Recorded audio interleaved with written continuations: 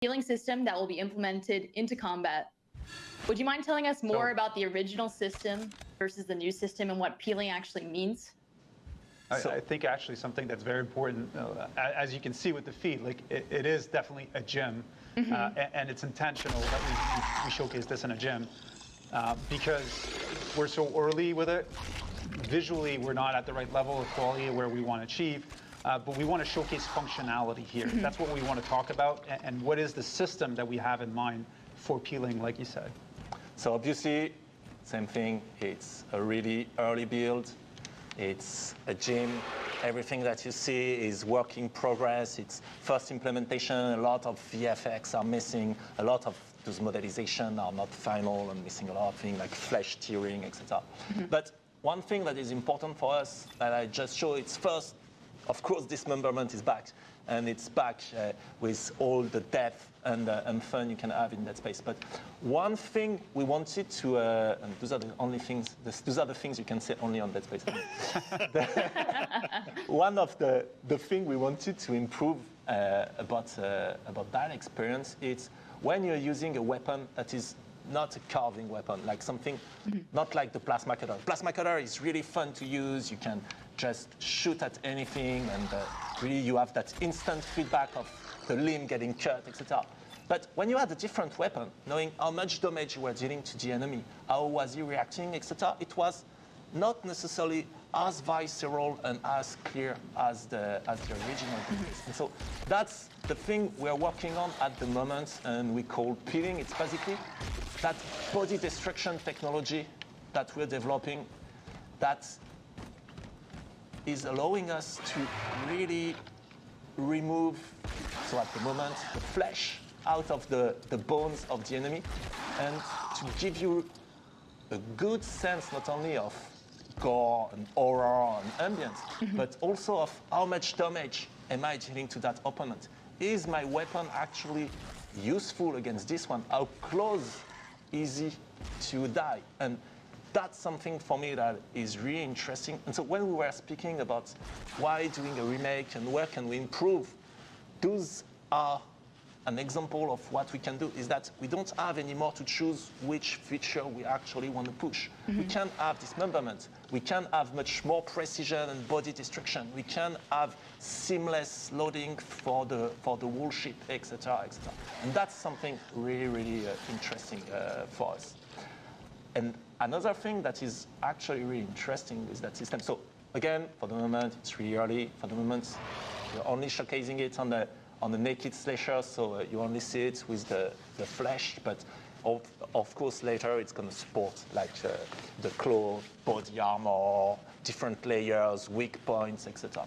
But it also improves one of the core of shooting in Dead Space, which is around the precision, and not only the precision of my weapon, but as an example, the precision of the plasma cutter. And so if I was to shoot, let's say, on that leg, then if I'm shooting here, I'm not going to cut the leg because I'm not shooting at the place where the bone is actually visible. If I want to cut that leg now, I need to be much more careful and precise in my aiming and in the shooting. And then for us, what is interesting is that it opens a whole new layer of shooting and combat loop where you can have some weapons that are better at carving through the enemies, some weapons that are better at cleaning them. Sorry for the mic.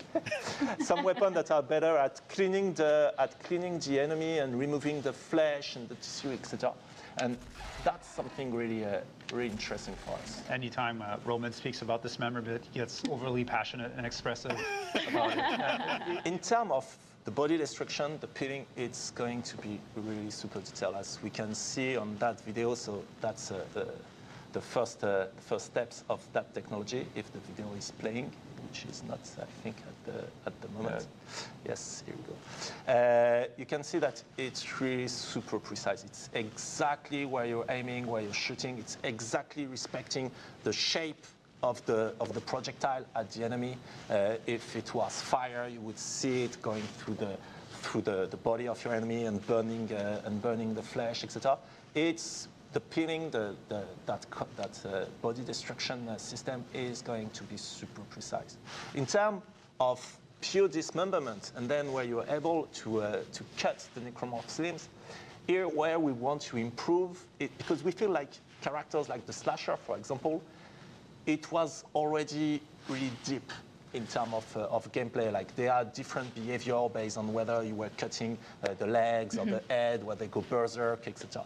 So here our goal, it's for enemies like slasher, it's not necessarily to improve or give more precision where you can cut the enemy. It's more to try to extend that fun and that depth to other enemies that tend to be a bit lighter in terms of dismemberment and behavior, like for example the Infector or the Brute. Like I can't wait to show you when you get behind the Brute and you start to peel his back and dig for weak points. Oh, I can't wait. That's the type of improvement we're going for. Get to the weak points. Yeah, I love the peeling of the different layers of skin down to the organs and bones, especially coming from a medical background. It's just insane to see. The level of expectation is very much up here, and we'll hold you accountable. One thing that you might have noticed quickly in the prototype, and that's something we want to experience a bit more. We want to dig a bit more. It's when you actually also showcases this kind of next layer of where you're thinking about going from an improvements perspective. Just talk a little bit about where you're kind of seeing this move. We see Isaac kind of in the space right now, floating around the space, probably going to show off some of his thrusters and stuff in a minute. I'd love to hear more about, kind of where you're thinking about in terms of improvements in this layer too. So for us, really, going back to the original Dead Space, it was something that we felt, so again, super early build, that we felt we could actually improve in terms of experience and immersion. It's the zero-G and how you would move around in zero-G. And that's something that was really good and improving the experience in Dead Space 2 and 3 that we felt was really missing in the original Dead Space. And so that's why we took that mechanic of flying around when you're in zero-G and with much more 360-degree freedom. And now you can play Dead Space and really feel you're in space during those moments. And so also that's a mechanic that we're starting to improve a bit on. Like for example, now you can interact as you fly around. You can go into tighter corridors, those kind of things.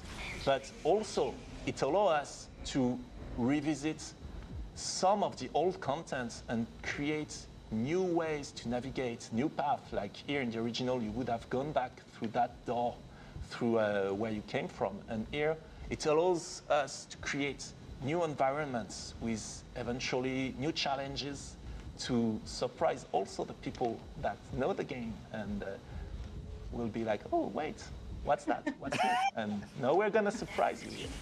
So it's really delivering on the fantasy of being in space, making sure that we're able to use that and revisiting all the places in the game. In the original, where there was zero-G, which was the Superman jump back in Dead Space 1, and now applying full 360 motion and finding ways to... He's going to engage with Eamon, he's going to engage with Kendra and so on. He's going to be part of those discussions. But then, when he's alone, when you're alone in that dark corridor, he's not going to talk. He's not going to break that immersion. He's not going to break that feeling of isolation. But one thing that was important for us, for Isaac as a character, is he's not a space marine. He's a really specific type of character. Not only is Isaac, but also he's an engineer. And so we really wanted to give him more a sense of being the main character of that story, give him more sense of agency on what's going on. And so when there's a new objective, when there's a discussion about how are we going to blow that barricade, how are we going to restart the engine of the ship, we wanted Isaac to be part of that discussion. We wanted Isaac to be part of the solution. He's the expert. He's the space engineer. And so that's why also we wanted to give him a voice. We wanted to improve the character on